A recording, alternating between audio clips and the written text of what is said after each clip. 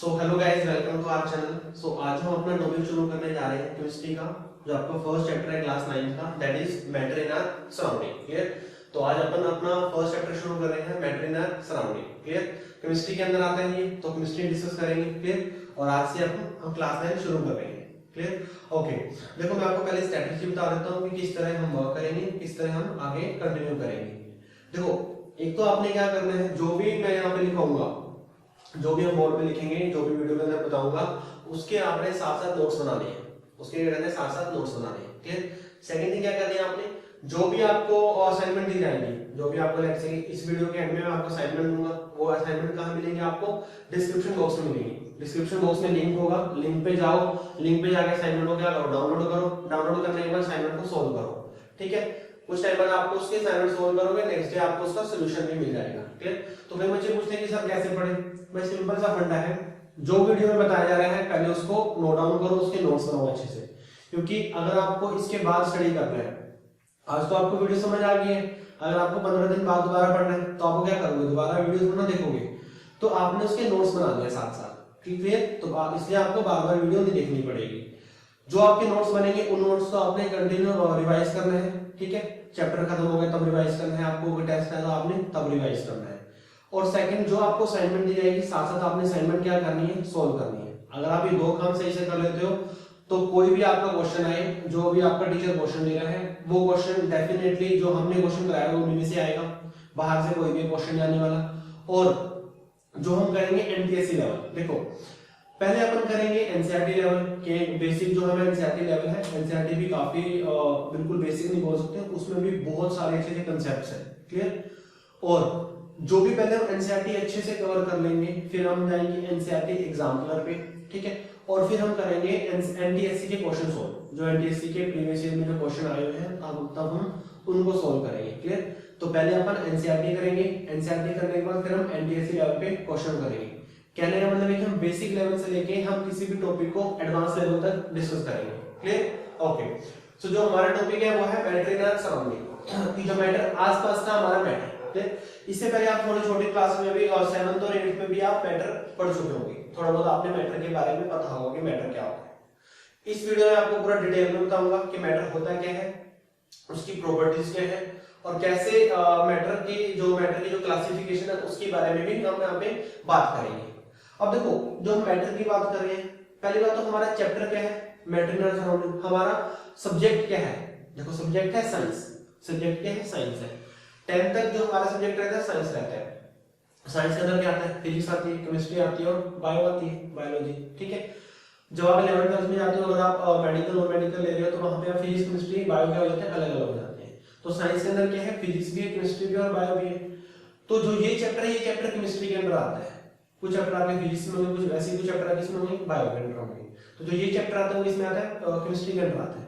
तो सबसे पहले हमें पता होना चाहिए जो हम पढ़ रहे हैं केमिस्ट्री, एक्चुअल में केमिस्ट्री ही क्या है, कि जो हम अपना जो सब्जेक्ट शुरू करने जा रहे हैं केमिस्ट्री, एक्चुअल में जो केमिस्ट्री है, केमिस्ट्री ही क्या है। क्योंकि अगर हमें केमिस्ट्री के बारे में सही से नहीं पता होगा तो फिर हम जो टॉपिक है, टॉपिक को भी हम डिटेल से समझ नहीं पाएंगे। क्योंकि सबसे पहले सब्जेक्ट को पता होना चाहिए कि हम बात ही किसकी कर रहे हैं, तभी तो हम बाकी की बात करेंगे। जब हमें मेन का ही नहीं पता तो बाकी की बात हम कैसे करेंगे। फिर तो सबसे पहले हम बात करते हैं कि केमिस्ट्री क्या है।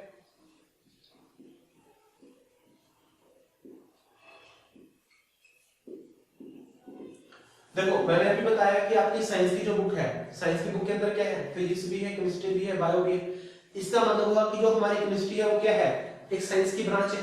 जो केमिस्ट्री है वो क्या है, एक साइंस की ब्रांच है। ठीक है? तो सबसे पहले तो बात यही लिखते हैं, इसकी डेफिनेशन में पहली बात ही ये लिखी जाती है that it is a branch of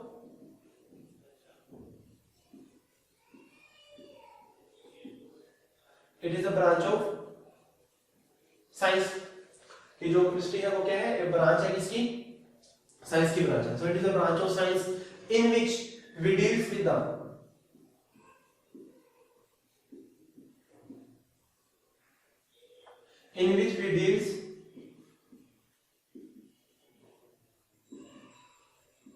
the study of matter. कि जो केमिस्ट्री है, केमिस्ट्री के साइंस की ब्रांच है और उसके अंदर हम किसको डील करते हैं, उसके अंदर डील करते हैं मैटर को।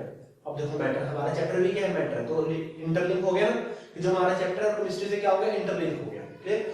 सो अभी बताऊंगा मैं आपको क्या होता है ये। It is a branch of science in which we deal with the study of matter. अब देखो मैटर के बारे में बात करेंगे। जो केमिस्ट्री है इट्स ऑल अबाउट मैटर। ठीक है। अब देखो मैटर क्या होता है, जो भी कुछ है मैटर है। अब ये इससे मैं किससे लिख रहा हूं, मार्कर से लिख रहा हूं, ये भी क्या है, मैटर है। बोर्ड किस पे लिख रहा हूं, बोर्ड पे लिख रहा हूं, वो भी क्या है, मैटर है। जो मैंने इंक डाली है मार्कर में वो भी क्या है, मैटर। और जो मैं खड़ा हूं आपके सामने वो भी क्या है, मैटर। किससे रिकॉर्ड कर रहा हूं, कैमरे से, वो भी क्या है, मैटर। आप सुन रहे हो, आप भी क्या है, आप भी क्या हो, मैटर। तो सब कुछ क्या है, जो भी हम अपने आसपास देख रहे हैं वो क्या है, मैटर है। बस इतना जान लो। ठीक है। इसकी डेफिनेशन मैं आपको लिखवा दूंगा। So it's a branch of science in which we deal with the study of matter. ठीक है। अब देखो हुआ क्या कि जब स्टार्टिंग में जब जैसे केमिस्ट्री आई तो उस टाइम बहुत कम एलिमेंट्स थे हमारे पास। अराउंड के हमारे पास 18-20 एलिमेंट्स थे सिर्फ। आज तो हमारे पास जो हमारी पीरियोडिक टेबल है, पीरियोडिक टेबल के अंदर 100 से भी ज्यादा एलिमेंट डिस्कवर हो चुके हैं। उस टाइम के सिर्फ 18-20 एलिमेंट्स थे। क्लियर। अब देखो नए नए एलिमेंट्स मिल रहे थे उस टाइम, तो इसका मतलब नए नए मैटर मिल रहे थे हमें उस टाइम। हमें क्या मिलता है, नए नए मैटर की फॉर्म मिल रही थी। ठीक है। अब देखो अगर कोई भी हमें नया एलिमेंट मिलता है, कोई भी हमें नया मैटर मिलता है, जैसे कि जैसे हमें पहले ऑक्सीजन मिल गया, बाद में कुछ टाइम बाद पता चला कि हमें हाँ नाइट्रोजन भी होता है। तो हमें उस टाइम थोड़ा पता है कि जब हमें मिला कि हाँ ये इसका नाम नाइट्रोजन है, वो खुद बोलेगा थोड़ा ना कि हाँ मेरा नाम नाइट्रोजन है। तो हमें कोई भी मिला हमें, तो जो हमें मिलता है हमें मान लेंगे मैटर है, क्योंकि सब कुछ क्या है, मैटर है। ठीक है। जो भी हमें मिला है वो मैटर है। अब हमें क्या करना है, हमें उसके बारे में पता लगाना है कि उसका कलर कैसा है, उसका नेचर कैसा है, उसका कलर कैसा है, उसका नेचर कैसा है, उसकी स्मेल कैसी है, वो किस किस के साथ वो रिएक्ट करता है, किन किन से मिलकर वो बना हुआ है, उसका मेल्टिंग पॉइंट क्या है, किस टेम्परेचर पे मेल्ट होगा, किस टेम्परेचर पे जाके वो बॉयल होगा, उसका मेल्टिंग पॉइंट, बॉइलिंग पॉइंट क्या है, वो रूम टेम्परेचर पे वो किस स्टेट में एग्जिस्ट करता है, सॉलिड है, लिक्विड है, या फिर वो क्या है, गैस है। तो हमें सब कुछ उसके बारे में पता करना होता है। और जो भी हम सब कुछ ये पता करते हैं ना, वो सारा किसके अंदर आता है, केमिस्ट्री के अंदर आता है। बस इतना समझ लो। कोई भी हमें नया मैटर मिलेगा, उसके बारे में जितनी भी इंफॉर्मेशन हमें पता करनी है वो सारे इसके अंदर हम करेंगे, केमिस्ट्री के अंदर हम डिस्कस करते हैं। क्लियर। सो केमिस्ट्री क्या है, it is a branch of science in which we deals with the study of matter, its composition,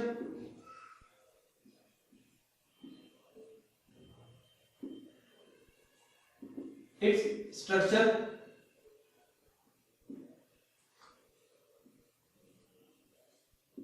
and its all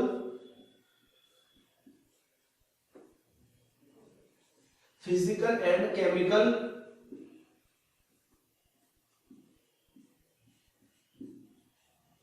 properties।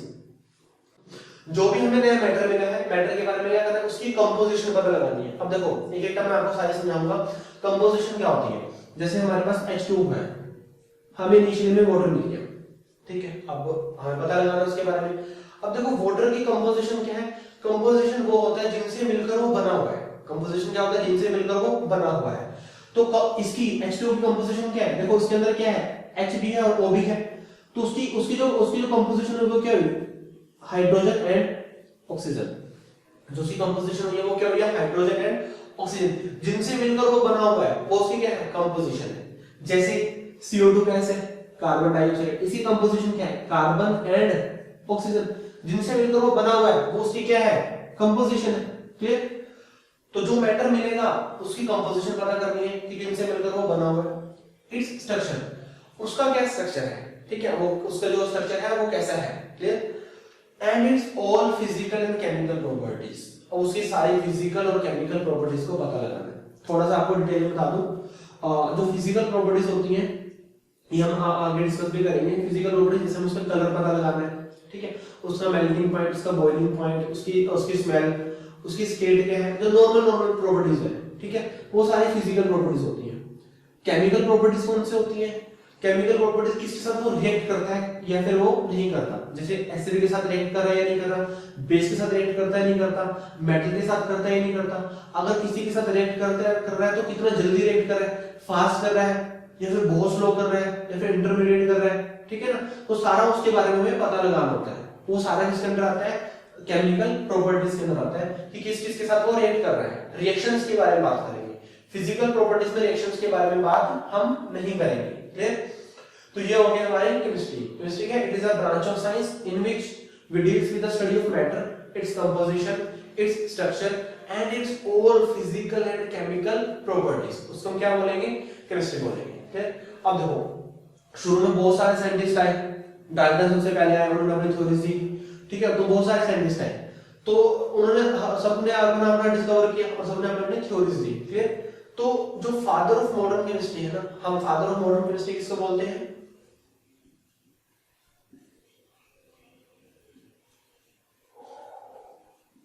Father of modern chemistry, father of modern chemistry बोलते हैं हम Antony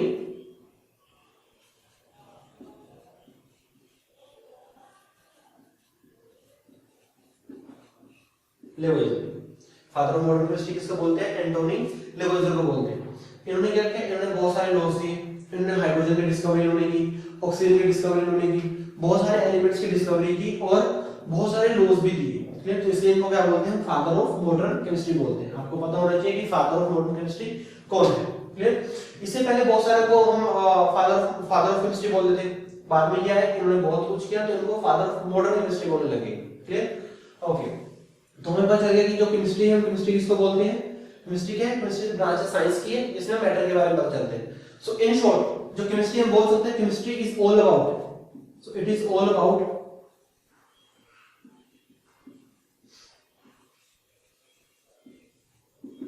it is all about matter. Chemistry क्या है, chemistry matter के आसपास की सारी chemistry है। ठीक है, और हमारे चैप्टर का नाम भी क्या है, मैटर इन आवर सराउंडिंग, कि हमारे आसपास क्या मैटर है। तो मैंने बताया कि जो मैटर है, मैटर क्या होता है,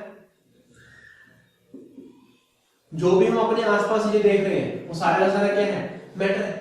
जो भी हमें आसपास दिख रहा है वो क्या है, मैटर है। आप किसी में देख रहे हो, आप मोबाइल में देख रहे हो, आप लैपटॉप में देख रहे हो, आप पीसी में देख रहे हो, वो क्या है, मैटर है। आप खुद क्या हो, मैटर हो।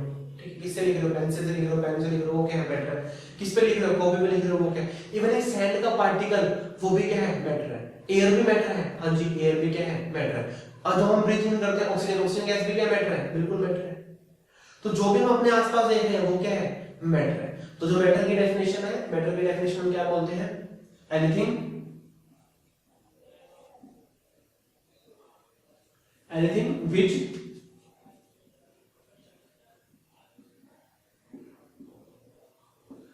which occupies space and having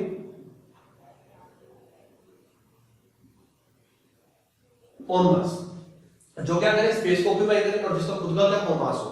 ठीक है, अब जैसे बोर्ड है, क्या बोर्ड स्पेस ऑक्यूपाई कर रहा है, बिल्कुल कर रहा है। क्या जो ये मैंने बोर्ड यहाँ पे लगाया है, जिस एरिया में बोर्ड आया है, क्या यहाँ मैं कुछ और रख सकता हूँ, नहीं रख सकता, क्योंकि वहां पे क्या हुआ था, बोर्ड ने स्पेस ऑक्यूपाई कर लिया। क्या इसका खुद का मास है, बिल्कुल खुद का मास है। क्लियर, अब इसे मार्कर, मैंने मार्कर को यहाँ रखा हुआ, अब क्या जो ये मार्कर स्पेस ले रहा है, क्या इस स्पेस में कुछ और आ सकता है, नहीं आ सकता। क्यों, क्योंकि ये स्पेस को मार्कर ने ले लिया, ये स्पेस को मैटर ने ले लिया, तो मैटर ले लिया तो इसकी जगह कुछ नहीं आ सकता। क्लियर, तो मैटर का होगा anything which occupy space and having own mass, उसको हम क्या बोलेंगे, मैटर बोलेंगे इन शॉर्ट। क्लियर, अब देखो ये तो हमने बोल दिया कि ये मैटर की बेसिक डेफिनेशन है, anything which occupy space and having own mass. Clear, अब हम क्या बोलते हैं, हमने इसको थोड़ा एक्सटेंड कर दिया है, क्या बोलते हैं कि एंड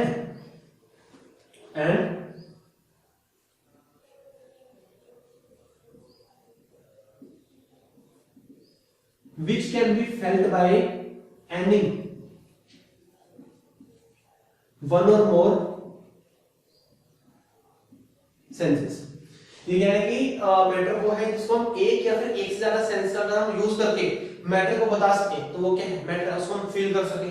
ठीक है, तो हम एक या फिर एक से ज्यादा सेंस का यूज करें, अगर हम उसको फील कर पा रहे हैं तो वो क्या है, मैटर। अब देखो हमारे सेंसेस कौन कौन से होती है, सेंसेस कौन कौन से होती है हमारी, एक तो है हमारी हियरिंग, सुनना, साइट, देखना, स्मेल करना, टेस्ट एंड टच। तो अगर हम किसी को सुन के, देख के, उसको स्मेल करके, उसको टेस्ट करके या फिर उसको टच करके अगर हम बताएं एक या फिर एक से ज्यादा सेंस का यूज करके, तब हम उसको क्या बोलेंगे, मैटर बोलेंगे। Clear, okay.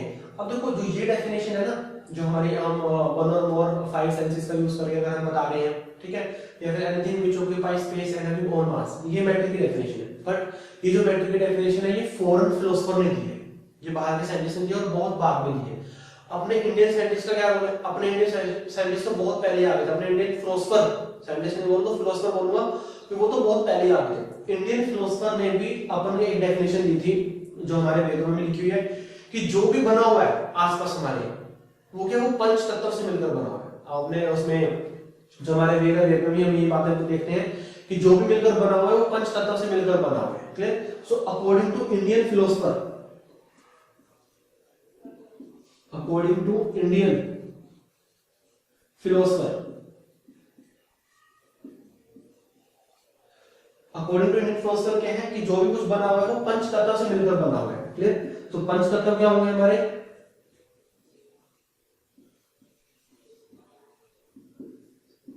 पंच तत्व कौन कौन से हमारे? Fire, air, water, sky and earth. पंच तत्व कौन कौन से? Fire, air, water, sky and earth. तो ये पंच तत्व है। इंडियन फिलोसफर ने क्या बोला कि जो भी हम आसपास देख रहे हैं वो पंच तत्व से मिलकर बना हुआ है। पंच तत्व कौन से? Fire, air, water, sky and earth. Clear? तो हम जाते हैं इन्हीं की बात करते हैं अपने आयुर्वेद में, जो भी हमारा है और जो भी हमारे वेद है उसमें भी इन पांच तत्वों की ही बार बार बातें की जाती है, क्योंकि इंडियन फिलोसफर ने उन्हीं के बारे में बात की थी। Clear? So fire, air, water, sky and अर्थ। उसमें क्या बोलेंगे? वो बोलेंगे कि मैटर है। अगर हम इनका जो भी मैटर बना हुआ है वो इनसे मिलकर बना हुआ है, पंच तत्व से मिलकर बना हुआ है। क्लियर? ओके, देखो मैटर पता चल गया। मैटर क्या है? मैटर जो हम अपने आसपास देख रहे हैं, जिसका खुद का मास है और जो स्पेस को ऑक्यूपाई कर रहा है, वो क्या है? मैटर है। क्लियर? और जो हमारी केमिस्ट्री है वो भी किससे रिलेटेड है? सारी की सारी मैटर से रिलेटेड है। क्लियर? अब देखो हमने ये देख लिया कि मैटर क्या होता है। सबसे पहले देखा हमने केमिस्ट्री क्या होती है, फिर हमने देखा कि मैटर क्या होता है। अब देखो जो अब हम करेंगे मैटर की क्लासिफिकेशन। मैटर की क्या करेंगे? क्लासिफिकेशन करेंगे कि मैटर को हमने कितने पार्ट में डिवाइड किया हुआ है। क्लियर?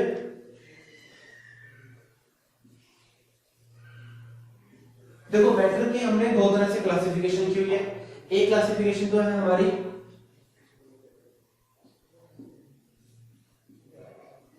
Physical classification,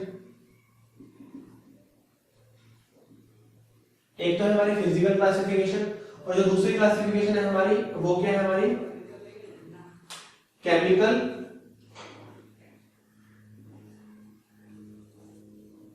classification. एक तो है हमारी फिजिकल क्लासिफिकेशन, दूसरी क्या है? हमारी केमिकल क्लासिफिकेशन है। क्लियर?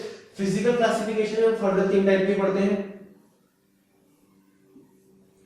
एक तो हम पढ़ते हैं सॉलिड, एक हम पढ़ते हैं लिक्विड, और एक हम पढ़ते हैं गैस। जो फिजिकल हमने मैटर को क्लासिफाई किया हुआ है कि जो मैटर है, मैटर हमारा सॉलिड भी हो सकता है। जैसे अगर बोर्ड देखा, बोर्ड क्या है? सॉलिड। मार्कर क्या है? सॉलिड। लिक्विड जैसे हमारा वाटर है, वाटर भी मैटर है पर वो लिक्विड स्टेट में है। जैसे हमारी एयर है, एयर क्या है? गैसेस स्टेट में, बट वो भी क्या है? मैटर है। ठीक है? तो मैटर को हमने तीन पार्ट में डिवाइड किया हुआ है physically, solid, liquid and gas. ऐसे हमने मैटर को केमिकल क्लासिफिकेशन भी की हुई है। मैटर को केमिकली भी हमने क्या किया? उसको क्लासिफाई किया हुआ है। केमिकली हमने कैसे क्लासिफाई किया हुआ है? केमिकली हमने दो पार्ट में क्लासिफाई किया। एक तो है हमारा प्योर सब्सटेंस और एक है हमारे पास मिक्सचर। केमिकली हमने मैटर को दो तरह से क्लासिफाई किया हुआ है। एक हमारे पास है प्योर सब्सटेंस और एक है हमारे पास मिक्सचर है। क्लियर? अब देखो जो प्योर सब्सटेंस है, प्योर सब्सटेंस क्या होता है? प्योर सब्सटेंस फर्दर दो पार्ट में डिवाइडेड है। One is element and another one is compound. और मैं आपको बातें बोल रहा था कि एलिमेंट की, कंपाउंड की, तो वो क्या है? प्योर सब्सटेंस में आता है। ठीक? और जो मिक्सचर है, मिक्सचर को हमने दो पार्ट में कैटेगराइज किया हुआ है। एक तो है हमारे पास होमोजेनस और एक है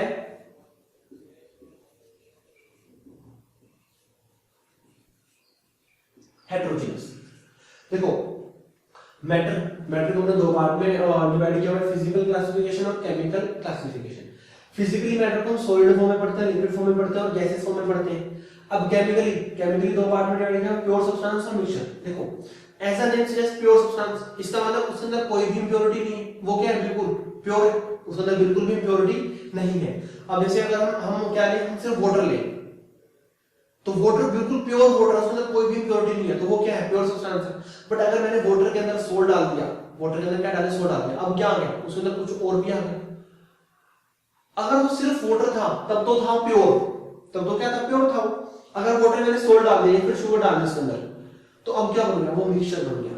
वो क्या बन गया, हमने उसको उसके अंदर किसी और को मिक्स कर दिया, तो ये मिक्सचर बन गया। अब प्योर सब्सटेंस एलिमेंट भी होते हैं, कंपाउंड भी होते हैं, ठीक है। और जो मिक्सचर है वो होमोजेनियस और हेटेरोजेनियस। अब देखो होमोजेनियस और हेटेरोजेनियस का मतलब क्या है, जैसे हमारा शुगर सॉल्यूशन है, जैसे हमारा क्या शुगर सॉल्यूशन है, वाटर के अंदर हम शुगर को डालेंगे तो शुगर क्या होगी, बिल्कुल यूनिफॉर्मली डिस्ट्रीब्यूट हो जाएगी।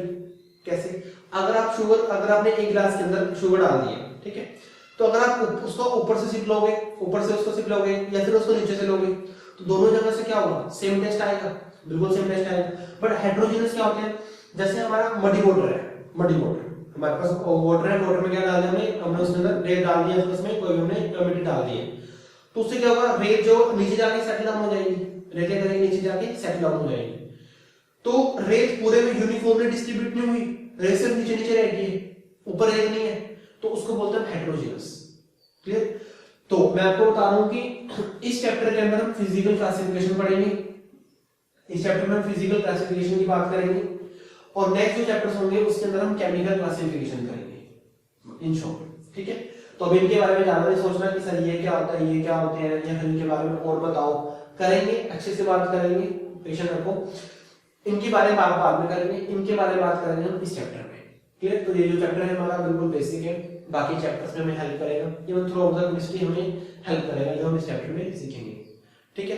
तो जो चैप्टर का नाम है मैटर, मैटर तो हमें पता चल गया कि मैटर क्या होता है, केमिस्ट्री पर चल के मैटर पर चल गया, और मैटर की हमने क्लासिफिकेशन भी कर ली है। क्लियर। अब करेंगे मैटर की कुछ प्रॉपर्टीज। सो अब हम करेंगे जो मैटर है, मैटर की फिजिकल प्रॉपर्टीज कौन कौन सी हैं। So physical properties of matter, physical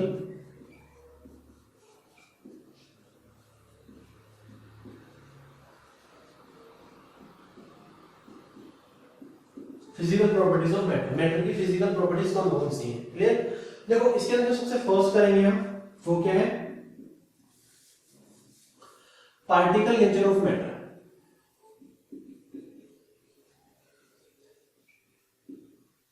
particle nature of matter, कि जो मैटर है, मैटर का नेचर कैसा है, पार्टिकल नेचर है, ठीक है। देखो होता क्या है कि दो तरह के नेचर होते हैं हमारे पास, एक नेचर तो होता है हमारे पास कंटिन्यूअस नेचर, एक होता है हमारे पास कंटिन्यूअस नेचर, और एक होता है हमारे पास पार्टिकल नेचर, पार्टिकल नेचर, ठीक है।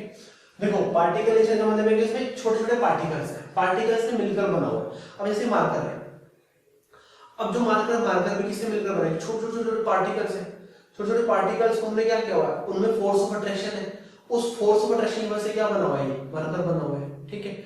अब जैसे आपके पास शुगर का क्रिस्टल है, शुगर का क्रिस्टल अगर हम वाटर में डालेंगे तो क्या हो जाएगा, क्या वो दिखेगा, नहीं दिखेगा। इवन माइक्रोस्कोप से भी नहीं दिखता वो, अल्ट्रा, बहुत ही हाई अल्ट्रा माइक्रोस्कोप लगाना पड़ता है, तब हम जाके उसके छोटे छोटे पार्टिकल्स दिखते हैं। एक क्रिस्टल शुगर के बहुत ही मिलियंस ऑफ बिलियंस छोटे छोटे पार्टिकल्स में क्या करता है, ब्रेक डाउन हो जाता है, ठीक है। इसी को होता है हमारा पार्टिकल नेचर। और मैटर का नेचर भी क्या है, पार्टिकल नेचर, ठीक है। मैटर का नेचर क्या है, पार्टिकल, मतलब वो छोटे छोटे पार्टिकल से मिलकर बना हुआ है। अगर हम उसको ब्रेक डाउन करना चाहेंगे तो बहुत सारे छोटे छोटे पार्टिकल्स हमें मिल जाएंगे, तो उसका मतलब क्या है, पार्टिकल नेचर है, ठीक है। आपको थोड़ा सा बता दूं कि कंटीन्यूअस नेचर कैसा होता है। देखो कंटीन्यूअस नेचर होता है जैसे हमारी वेव होती है, या फिर इसमें आप पढ़ोगे आगे वेव। इन शॉर्ट मैं आपको बता दूं कि आपने किसी नदी में आपने पत्थर फेंक दिया, नदी में पत्थर फेंकने में क्या होगा, वहां से वेव बनेगी। तो बस मैं लगा दूं कि कंटीन्यूअस, कंटीन्यूअस का मतलब है कि जो ब्रेक नहीं होगा, जो कंटिन्यूटी में रहेगा, जो क्या है कंटिन्यूटी में रहेगा, जो ब्रेक डाउन नहीं होगा। पर पार्टिकल नेचर क्या है, पार्टिकल नेचर में ब्रेक डाउन है कि छोटे छोटे पार्टिकल्स क्या अलग अलग है, छोटे छोटे पार्टिकल्स क्या है वो अलग अलग है, उनको हमने क्या किया, उनमें बीच में फोर्स ऑफ अट्रैक्शन है, और उस फोर्स ऑफ अट्रैक्शन से क्या बना हुआ है, मैटर के जैसे मार्कर बना हुआ है, बोर्ड बना हुआ है, कुछ भी बना हुआ है, ठीक है। तो जो मैटर है, मैटर का नेचर कैसा है, पार्टिकल नेचर है, कंटीन्यूअस नेचर नहीं है। अगर मैटर का कंटीन्यूअस नेचर होता तो वो छोटे छोटे पार्टिकल्स में कभी भी ब्रेक डाउन नहीं होता, वो हमेशा एक रहता, जैसा है वैसा ही रहता, कंटीन्यूअस रहता। बट जैसे हमने एक्सपेरिमेंट क्या किया, हमने शुगर का क्रिस्टल लिया, और शुगर क्रिस्टल को हमने वाटर में डाल दिया है ग्लास में। तो हमने उसको अल्ट्रा माइक्रोस्कोप से देखा कि इसमें एक जो शुगर क्रिस्टल है उससे बहुत सारे पार्टिकल्स बन गए, उससे क्या हो गया, बहुत सारे पार्टिकल नए बन गए, ठीक है। तो हमने देखा कि जो मैटर है, मैटर का नेचर कैसा है, पार्टिकल नेचर है वो तो, ठीक है। और हम क्या सोच रहे थे, हम कंफ्यूज हो रहे थे कि कंटिन्यूअस है या पार्टिकल है, बट उस एक्सपेरिमेंट ने प्रूव कर दिया कि जो मैटर है, मैटर का नेचर कैसा है, पार्टिकल नेचर, उसका कंटिन्यूअस नेचर नहीं है। समझ आ गया? कंटिन्यूअस जो कंटिन्यूटी में है, जो ब्रेक डाउन नहीं हो रहा, और पार्टिकल जो सिंगल सिंगल सिंगल है, अलग अलग अलग है, तो पार्टिकल नेचर है। जो भी सब कुछ बना हुआ है पार्टिकल से मिलकर बना हुआ। जैसे आप चौक ले लो, जो ब्लैक बोर्ड पे लिखते हैं चौक, अब चौक क्या है, चौक वैसे तो पार्टिकल्स बिल्कुल स्ट्रॉन्गली बाउंड है, बट जैसे आप चौक को ब्रेक डाउन करोगे, चौक को ब्रेक डाउन करने पे क्या होगा, आपके उसके छोटे छोटे पार्टिकल्स अलग मिल जाएंगे। जब आप उसको अगर ब्रेक डाउन करोगे तो क्या होगा, जल्दी ब्रेक डाउन हो जाएगा, ठीक है। और वहां से आपको छोटे छोटे पार्टिकल्स भी दिखेंगे उसके अलग से। तो वो क्या है कि चौक बना हुआ किससे मिलकर बना हुआ, छोटे छोटे पार्टिकल से मिलकर बना हुआ है, ठीक। तो जो मैटर है, मैटर का नेचर कैसा है, पार्टिकल नेचर है मैटर का। समझ आ गया? सेकंड जो अगर हम नेचर की बात करेंगे, इसमें आप एक्सपेरिमेंट भी लिख सकते हो। इसका मैंने एग्जांपल क्या दिया आपको, शुगर क्रिस्टल, शुगर क्रिस्टल का मैंने इसको एग्जांपल दिया, तो उससे आपने याद भी रखना इसको। सेकंड नेचर क्या है, सेकंड फिजिकल प्रॉपर्टीज क्या है मैटर की, सेकंड है particles of matter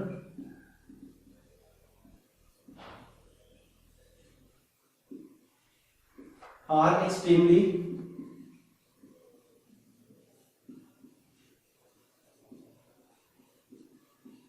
small in size, कि जो मैटर के पार्टिकल्स हैं उनका साइज क्या है, उनका साइज बहुत ज्यादा स्मॉल है, ठीक है। मैंने भाई आपकी बात की कि हमने क्या दिया, हमने एक बीकर लिया, बीकर के अंदर क्या था, बीकर के अंदर वाटर था, और वाटर में क्या किया, मैंने एक शुगर क्रिस्टल ऐड कर दिया। अब जैसे मैंने शुगर क्रिस्टल ऐड किया, तो जब हमने इसको अल्ट्रा माइक्रोस्कोप से देखा कि जो पार्टिकल्स हैं बहुत ही millions of billions of trillions हो गए उन्होंने, ठीक है। तो इसका मतलब है कि जो मैटर के जो पार्टिकल्स है, पार्टिकल का साइज क्या है, बहुत ज्यादा स्मॉल है, कि बहुत छोटे छोटे पार्टिकल से मिलकर वो बना हुआ है।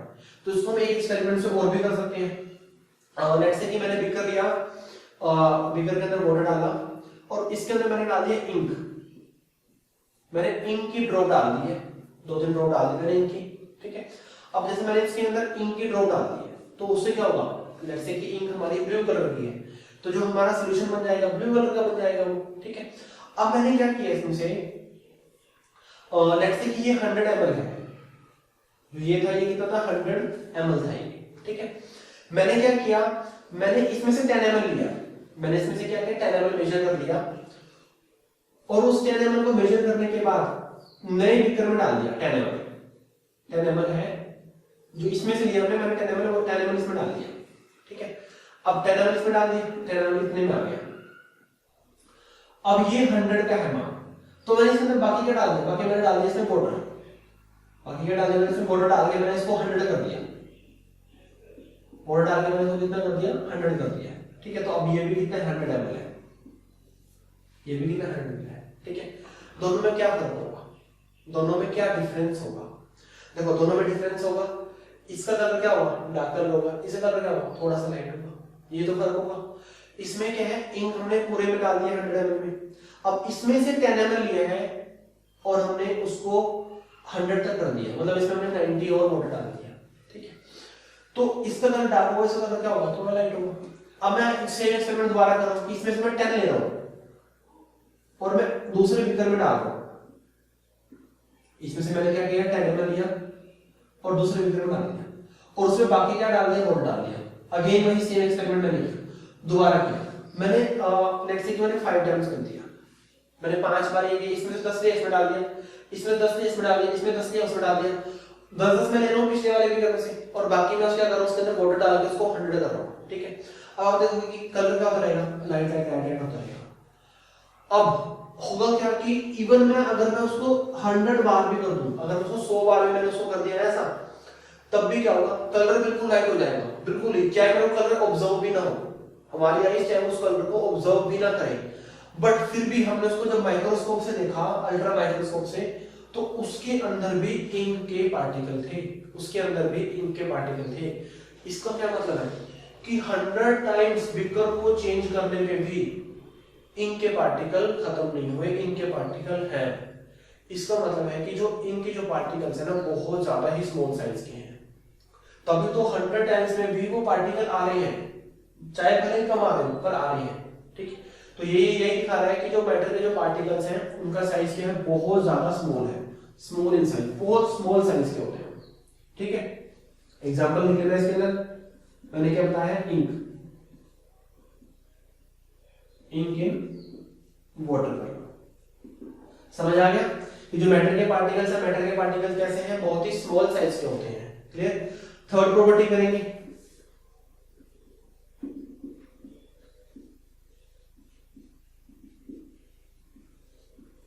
particles of matter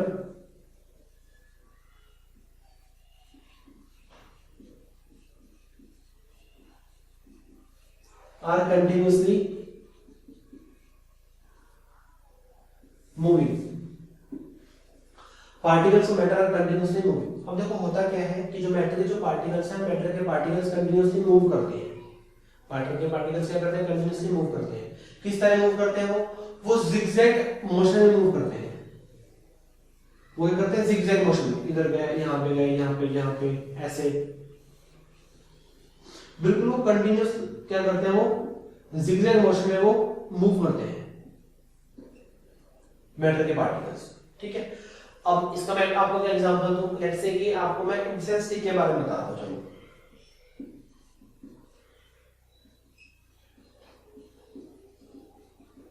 जो भी हम घर में अगरबत्ती यूज करते हैं, फिर धूपबत्ती यूज करते हैं, उसका एग्जांपल ले लेते हैं। ठीक है, अब होता क्या है कि लेट्स से कि आपने अपने मंदिर के अंदर इंसेंस स्टिक को जलाया उसको। ठीक है, तो देखोगे कि जैसे आपने उसको ऑन किया, जलाया वहां पे, तो आप उससे थोड़े से डिस्टेंस पे हो, आप उससे क्या थोड़े से डिस्टेंस पे हो।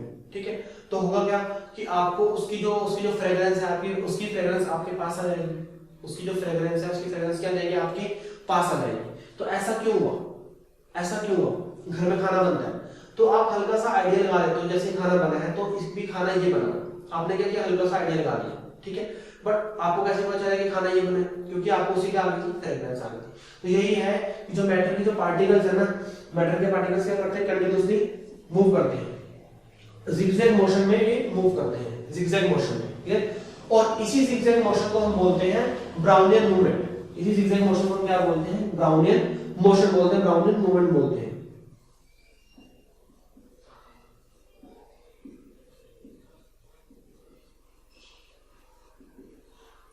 Continuously movement of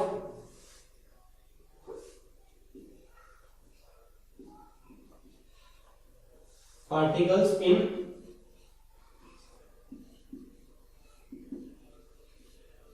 zigzag motion is known as Brownian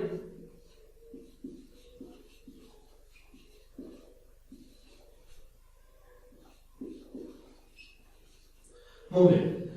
कि जो मैटर के जो पार्टिकल्स हैं कंटिन्यूअसली मूव करते हैं उसी को हम क्या बोलते हैं, ब्राउनियन मूवमेंट बोलते हैं। कि जो मैटर के पार्टिकल्स हैं कंटिन्यूअसली वो मूव कर रहे हैं। ठीक है, जैसे अगर आप देखोगे कि जैसे अगर हमने एक कंटेनर के अंदर गैस के कुछ पार्टिकल्स डाल दिए, इसमें गैस डाल दी हमने। ठीक है, तो देखो कि जो गैस के पार्टिकल्स हैं वो एक जगह नहीं टिकते, वो एक जगह नहीं रुकते, वो क्या करते हैं, कंटिन्यूअसली मूव करते रहते हैं, एक दूसरे से टकराते रहते हैं, एक दूसरे से कोलिशन करते हैं।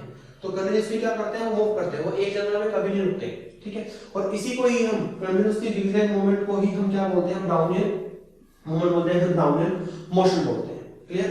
अब देखो एकदम समझ आ गया कि जो ब्राउनियन मोशन है वो क्या होता है, continuously zigzag movement of particles is known as Brownian movement. ठीक है, अब मैंने कहा कि आपको जो खाने की जो आपको फ्रेग्रेंस आ गई थी, अब लेट्स से कि खाना बहुत देर का बना हुआ है, उसको 1 घंटा हो गया, कि अब आपको उसकी फ्रेग्रेंस आएगी, कि अब आपको उसकी फ्रेग्रेंस आएगी, नहीं आएगी, अब आपको उसकी फ्रेग्रेंस नहीं आएगी।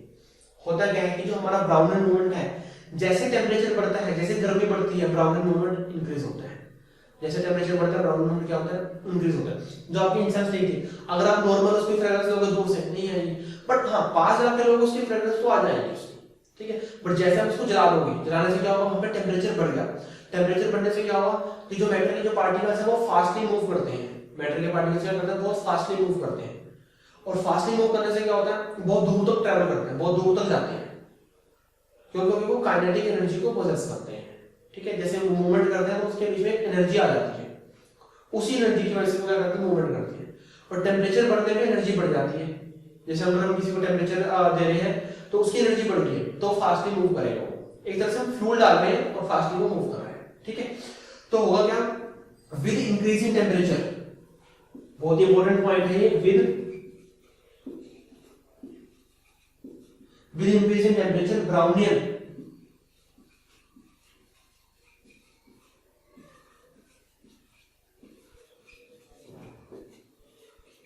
Movement increases. With increasing temperature Brownian movement increase. जैसे टेम्परेचर बढ़ाओगे ब्राउनियन मूवमेंट क्या होगा, इंक्रीज होगा। फिर अगर आपका जो खाना काफी देर का बना हुआ है वो ठंडा खाना है, ठीक है, वो तो उसकी जो फ्रेग्रेंस आपके पास नहीं आएगी। हाँ बिल्कुल पास जाओगे तब तो आ जाएगी। क्यों, मैंने बताया कि जैसे टेम्परेचर बढ़ेगा तो उसकी जो मूवमेंट है, मूवमेंट भी क्या होती है, बढ़ती है। वो फिर काफी दूर तक उसके पार्टिकल्स ट्रैवल करके जाते हैं।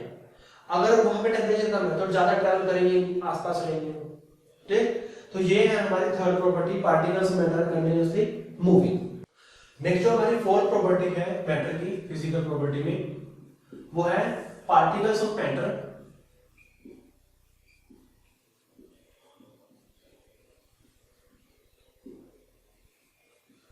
Are attract each other.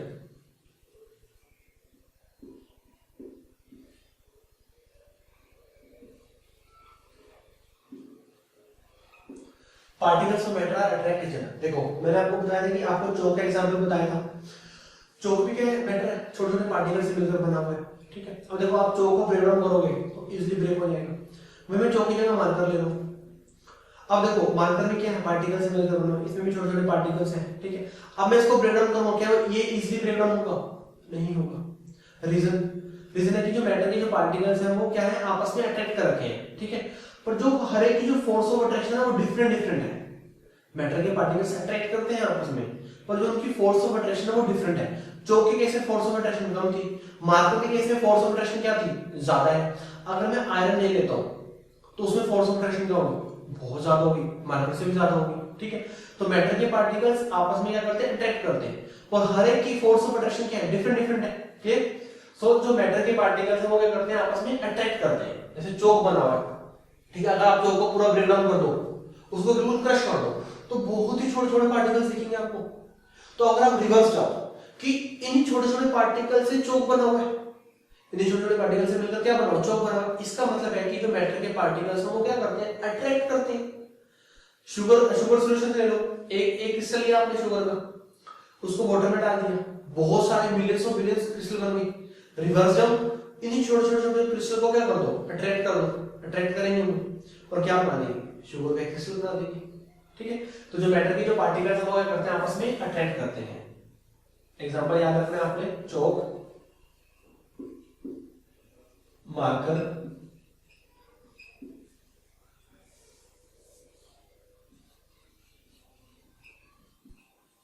Sugar, crystal. Matter के पार्टिकल्स आपस में अट्रैक्ट करते हैं, बट हर एक की फोर्स ऑफ अट्रैक्शन क्या होती है, बिल्कुल डिफरेंट होती है, ठीक। तो ये हमारी फोर्थ प्रॉपर्टी।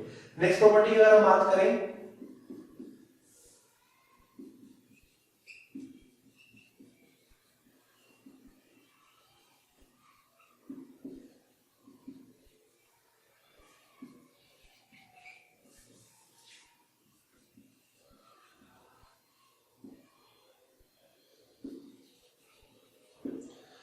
कि जो मैटर के पार्टिकल्स है, मैटर के पार्टिकल्स के बीच में क्या है, स्पेस है।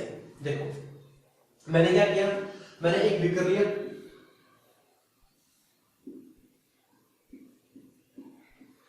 बीकर के अंदर वाटर है, बीकर के अंदर क्या है, वाटर है, ठीक है। मैंने इसके अंदर क्या किया भाई, अगेन शुगर डाल दी। अब होगा क्या, मैंने इसको स्टर कर दिया।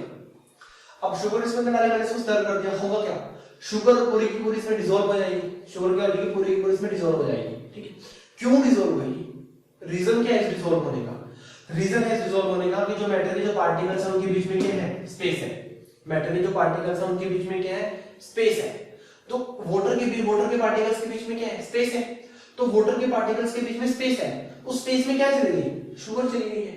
उस स्पेस को किसने ऑक्यूपाई कर लिया, शुगर ने ऑक्यूपाई कर लिया। देखो अगर मैटर के पार्टिकल्स के बीच में स्पेस ना होता, अगर मैटर के पार्टिकल के बीच में स्पेस नहीं होता, तो क्या शुगर इसके अंदर जाती, कि शुगर को भी तो जगह चाहिए ना, क्योंकि वो भी क्या है, मैटर है। तो जो मैटर के पार्टिकल्स है ना, उनके बीच में एम्प्टी स्पेस है, तो शुगर क्रिस्टल वहां उस स्पेस में गई, उस स्पेस को ऑक्यूपाई कर लिया, ठीक है। तो यही है कि जो मैटर की जो पार्टिकल्स है उनके बीच में क्या है, स्पेस होता है। अब देखो मैं आपको एक एक्सपेरिमेंट बताता हूँ। आपने एक ग्लास वाटर का लिया, आपने उसके अंदर शुगर डाल दी, जैसे मैंने यहाँ पे ले लिया कि एक ग्लास ऑफ वाटर है, ठीक है। आप उसके अंदर शुगर डालोगे, शुगर डिसॉल्व हो जाएगी, ठीक है। पर क्या जितनी मर्जी शुगर डालो सारी की सारी डिसॉल्व हो जाएगी?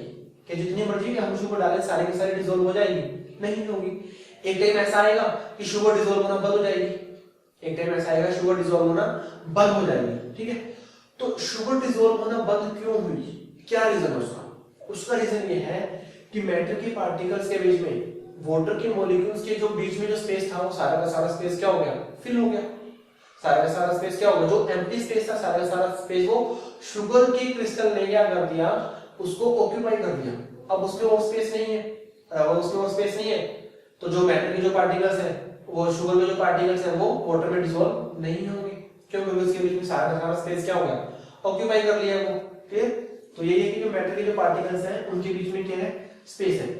आपको मैं एक चीज और बता रहा हूं, आप ये करना कि जो वाटर है, वाटर के अंदर शुगर डालना, तो आप देखोगे कि शुगर डालने से ना वाटर का लेवल चेंज नहीं हुआ। वाटर का जितना लेवल था, अगर वाटर का लेवल कितना है तो वाटर का लेवल इतना ही रहेगा। हाँ, अगर आप बहुत एक्सेस में डाल दोगे जो डिसॉल्व भी नहीं होगी, फिर तो ऑब्वियसली बढ़ेगा। बट अगर आप शुगर डालोगे तो वाटर का लेवल चेंज नहीं होगा।